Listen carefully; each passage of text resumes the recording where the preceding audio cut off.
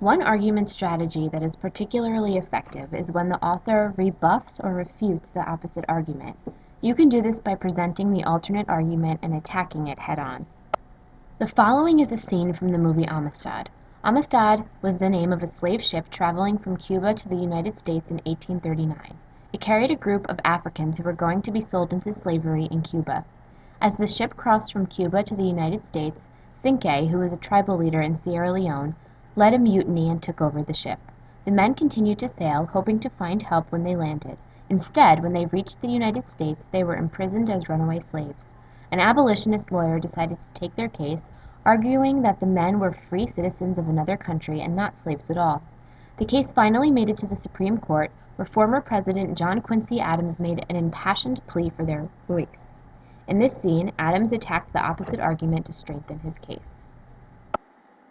You are about to see the court scene where John Quincy Adams, this guy, sets up his argument. Listen to how he does it.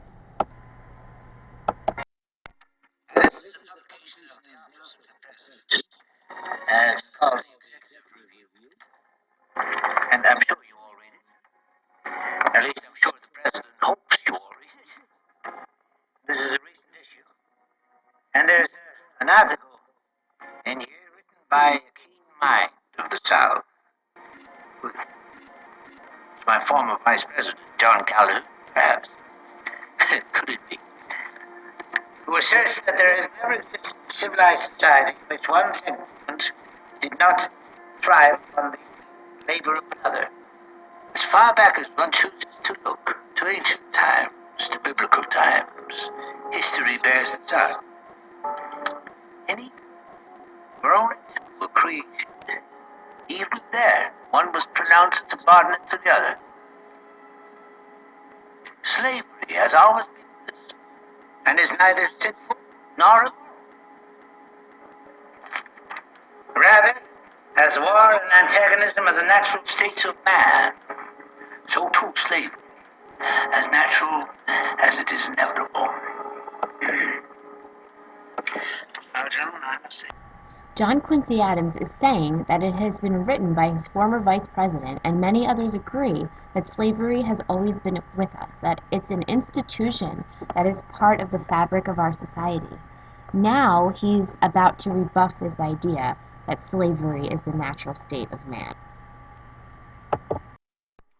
Now, gentlemen, I must say I differ with the keen minds of the South, and with our president, who apparently shares their views, offering that the natural state of mankind is instead, and I know this is a controversial idea, is freedom.